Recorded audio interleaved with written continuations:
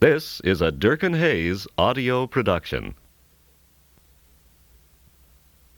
Over the River and Through the Woods by Clifford D. Simak. The two children came trudging down the lane in apple canning time, when the first goldenrods were blooming and the wild asters large in bud. They looked, when she first saw them out the kitchen window, like children who were coming home from school, for each of them was carrying a bag in which might have been their books, like Charles and James, she thought, like Alice and Maggie. But the time when those four had trudged the lane on their daily trips to school was in the distant past. Now they had children of their own who made their way to school. She turned back to the stove to stir the cooking apples, for which the wide-mouthed jars stood waiting on the table. Then once more looked out the kitchen window. The two of them were closer now, and she could see that the boy was the older of the two, 10 perhaps, and the girl no more than 8.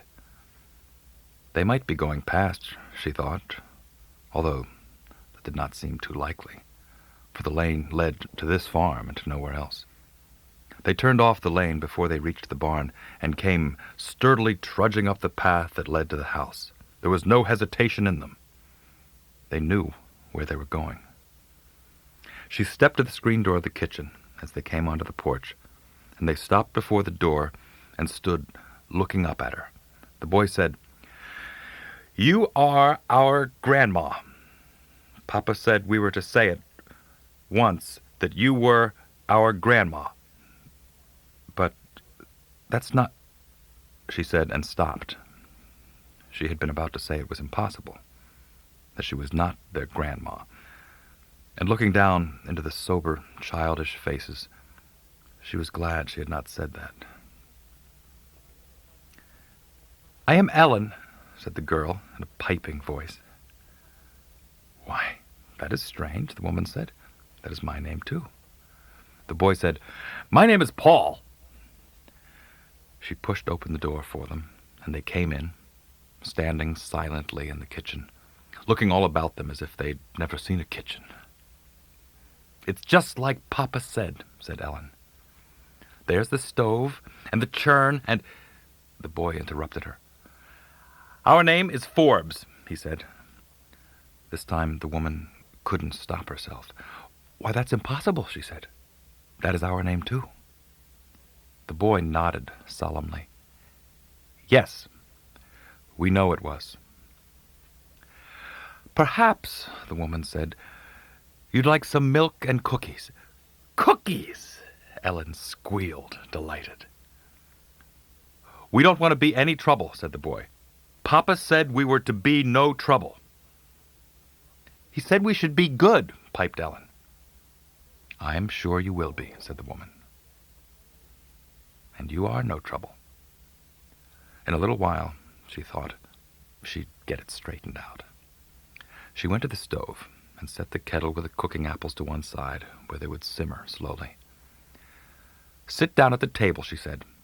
"I'll get the milk and cookies." She glanced at the clock, ticking on the shelf.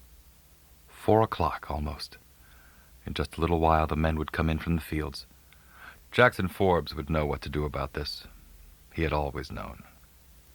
They climbed up on 2 chairs and sat there solemnly, staring all about them at the ticking clock, at the wood stove with the fire glow showing through its draught, at the wood piled in the wood box, at the butter churn standing in the corner. They set their bags on the floor beside them, and they were strange bags, she noticed. They were made of heavy cloth or canvas, but there were no drawstrings or no straps to fasten them. But they were closed, she saw, despite no straps or strings. "Do you have some stamps?" asked Ellen. "Stamps?" asked Mrs. Forbes. "You must pay no attention to her," said Paul. "She should not have asked you. She asks everyone, and Mama told her not to." "But stamps?" "She collects them. She goes around snitching letters that other people have, for the stamps on them, you know." "Well, now," said Mrs. Forbes, "there may be some old letters. We'll look for them later on."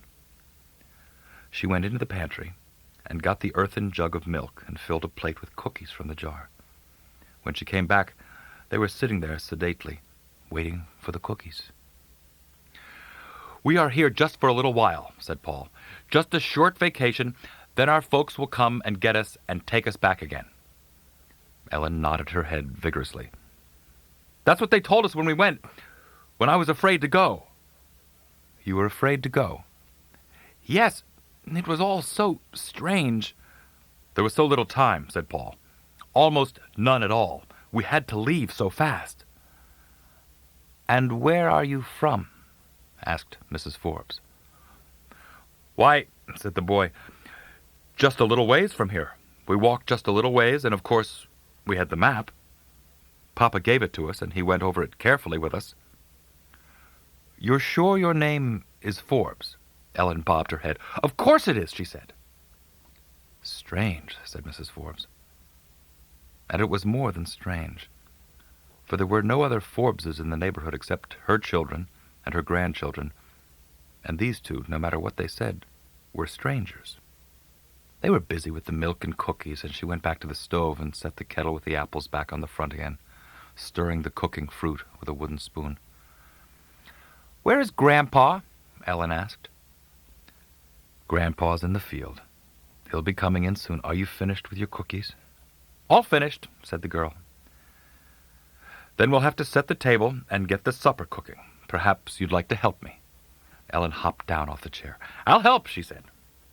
"And I," said Paul, "will carry in some wood. Papa said I should be helpful. He said I should carry in the wood and feed the chickens and hunt the eggs and—" "Paul," said Mrs. Forbes, "it might help if you'd tell me what your father does." "Papa," said the boy, "is a temporal engineer." The two hired men sat at the kitchen table with the checkerboard between them. The two older people were in the living room. "You never saw the likes of it," said Mrs. Forbes. "There was this piece of metal, and you pulled it, and it ran along another metal strip, and the bag came open. And you pulled it the other way, the bag was closed." "Something new," said Jackson Forbes. "There may be many new things we haven't heard about back here in the sticks. There are inventors turning out all sorts of things." "And the boy," she said, "has the same thing on his trousers. I picked them up from where he threw them on the floor when he went to bed, and I folded them and put them on the chair, and I saw this strip of metal, the edges jagged-like, and the clothes they wear. That boy's trousers were cut off above the knees, and the dress the girl was wearing was so short." "They talked of planes," mused Jackson Forbes, "but not the planes we know, something that is used, apparently for folks to travel in. And rockets, as if there were rockets every day and not just on the 4th. "We couldn't question them, of course," said Mrs. Forbes. "There was something about them, something that I sensed." Her husband nodded. They were frightened, too. "You are frightened, Jackson?" "I don't know," he said. "But there are no other Forbeses. Not close, that is. Charlie is the closest, and he's 5 miles away. And they said they walked just a little piece." "What are you going to do?" she asked. "What can we do?" "I don't rightly know," he said. "Drive into the county seat and talk with the sheriff, maybe. These children must be lost. There must be someone looking for them." "But they don't act as if they're lost," she told him. "They knew they were coming here. They knew we would be here. They told me I was their grandma, and they asked after you, and they called you Grandpa. And they are so sure. They don't act as if we're strangers. They've been told about us. They say they'd stay just a little while, and that's the way they act, as if they'd just come for a visit." "I think," said Jackson Forbes, "that I'll hitch up Nellie after breakfast and drive around the neighborhood and ask some questions. Maybe there'll be someone who can tell me something." The boy said his father was a temporal engineer. That just don't make sense. Temporal means the worldly power and authority and... "It might be some joke," her husband said. "Something that the father said in jest and then the son picked up as truth." "I think," said Mrs. Forbes, "I'll go upstairs and see if they're asleep. I left their lamps turned low. They're so little, and the house is strange to them. If they are asleep, I'll blow out the lamps." Jackson Forbes grunted his approval. "Dangerous," he said, "to keep lights burning of the night. Too much chance of fire." The boy was asleep, flat upon his back, the deep and healthy sleep of youngsters. He had thrown his clothes upon the floor when he had undressed to go to bed, and now they were folded neatly on the chair where she had placed them when she had gone into the room to say good night. The bag stood beside the chair, and it was open, the 2 rows of jagged metal gleaming dully in the dim glow of the lamp. Within its shadowed interior lay the dark forms of jumbled possessions, disorderly and helter-skelter. No way for a bag to be. She stooped and picked up the bag and set it on the chair and reached for the little metal tab to close it. At least, she told herself, it should be closed and not left standing open. She grasped the tab and slid it smoothly along the metal tracks and then stopped, its course obstructed by an object that stuck out. She saw it was a book and reached down to rearrange it so she could close the bag, and as she did so, she saw the title in its faint gold lettering across the leather backstrap: Holy Bible. With her fingers grasping the book, she hesitated for a moment, then slowly drew it out. It was bound in an expensive black leather that was dulled with age. The edges were cracked and split, and the leather worn from long usage. The gold edging of the leaves was faded. Hesitantly, she opened it, and there, upon the flyleaf, in old and faded ink, was the inscription: To Sister Ellen, from Amelia, October 30th, 1896. Many happy returns of the day. She felt her knees grow weak, and she let herself carefully to the floor, and there, crouched beside the chair, read the flyleaf once again. October 30th, 1896. That was her birthday. Certainly, but it had not come as yet, for this was only the beginning of September, 1896. And the Bible. How old was this Bible she held within her hands? 100 years? Perhaps more than 100 years? A Bible, she thought, exactly the kind of gift Amelia would give her. But a gift that had not been given yet, one that could not be given, for that day upon the flyleaf was a month into the future. It couldn't be, of course.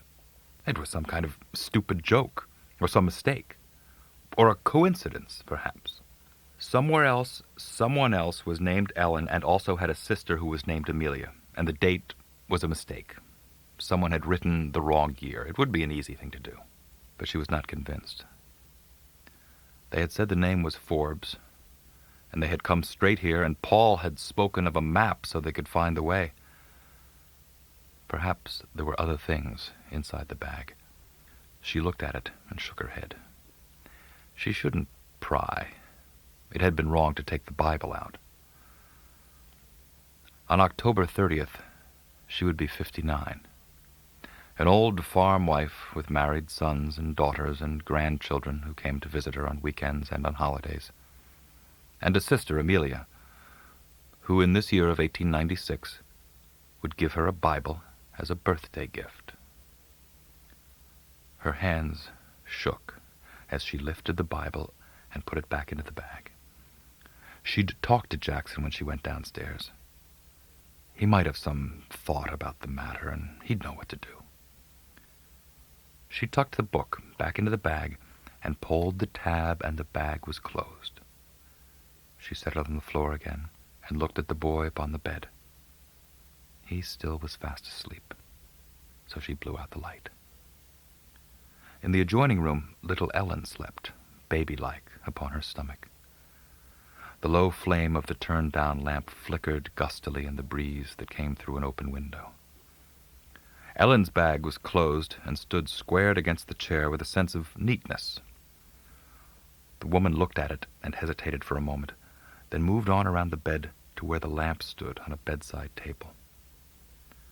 The children were asleep, and everything was well, and she'd blow out the light and go downstairs and talk with Jackson. And perhaps there'd be no need for him to hitch up Nellie in the morning and drive around and ask questions of the neighbors. As she leaned to blow out the lamp, she saw the envelope upon the table, with the 2 large stamps of many colors affixed to the upper right-hand corner. Such pretty stamps, she thought. I never saw so pretty. She leaned closer to take a look at them and saw the country name upon them.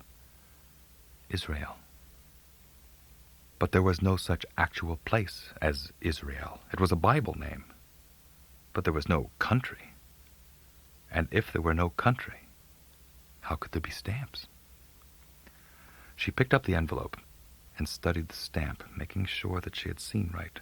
Such a pretty stamp. She collects them, Paul had said. She's always snitching letters that belong to other people. The envelope bore a postmark and presumably a date, but it was blurred and distorted by a hasty, sloppy cancellation, and she could not make it out. The edge of the letter sheet stuck a 1/4 inch out of the ragged edges where the envelope had been torn open, and she pulled it out, gasping in her haste to see it, while an icy fist of fear was clutching at her heart. It was, she saw, only the end of a letter, the last page of a letter, and it was in type rather than in longhand, type like one saw in a newspaper or a book. Maybe one of those newfangled things they had in big city offices, she thought, the ones she'd read about. Typewriters. Was that what they were called? Do not believe. The one page read, "Your plan is feasible. There is no time. The aliens are closing in, and they will not give us time. And there is the further consideration of the ethics of it, even if it could be done. We cannot, in all consciousness, scurry back into the past and visit our problems upon the people of a century ago. Think of the problems it would create for them, the economic confusion, and the psychological effect. If you feel that you must at least send the children back, think a moment of the wrench it will give those 2 good souls when they realize the truth. Theirs is a smug and solid world, sure and safe and sound. The concepts of this mad century would destroy all they have, all that they believe in. But I suppose I cannot presume to counsel you. I have done what you asked. I have written you all I know of our old ancestors back on that Wisconsin farm. As historian of the family, I am sure my facts are right. Use them as you see fit, and God have mercy on us all, your loving brother, Jackson. P.S. A suggestion. If you do send the children back, you might send along with them a generous supply of the new cancer-inhibiting drug. Great-great-grandmother Forbes died in 1904 of a condition that I suspect was cancer. Given those pills, she might survive another 10 or 20 years. And what, I ask you, brother, would that mean to this tangled future? I don't pretend to know. It might save us. It might kill us quicker. It might have no effect at all. I leave the puzzle to you. If I can finish up work here and get away, I'll be with you at the end. Mechanically, she slid the letter back into the envelope and laid it upon the table beside the flaring lamp. Slowly, she moved to the window that looked out on the empty lane. They will come and get us, Paul had said. But would they ever come? Could they ever come? She found herself wishing they would come, those poor people, those poor frightened children caught so far in time. Blood of my blood, she thought, flesh of my flesh. So many years away. But still her flesh and blood, no matter how removed. Not only these 2 beneath this roof tonight, but all those others who had not come to her. The letter had said 1904, and cancer, and that was 8 years away.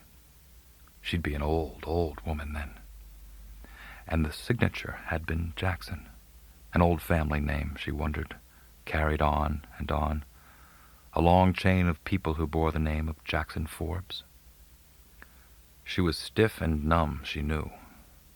Later she'd be frightened. Later she would wish she had not read the letter, did not know. But now she must go back downstairs and tell Jackson the best way that she could. She moved across the room and blew out the light and went out into the hallway. A voice came from the open door beyond. "Grandma, is that you?" "Yes, Paul," she answered. "What can I do for you?" In the doorway, she saw him crouched beside the chair in the shaft of moonlight pouring through the window, fumbling at the bag. "I forgot," he said. "There was something Papa said I was to give you right away."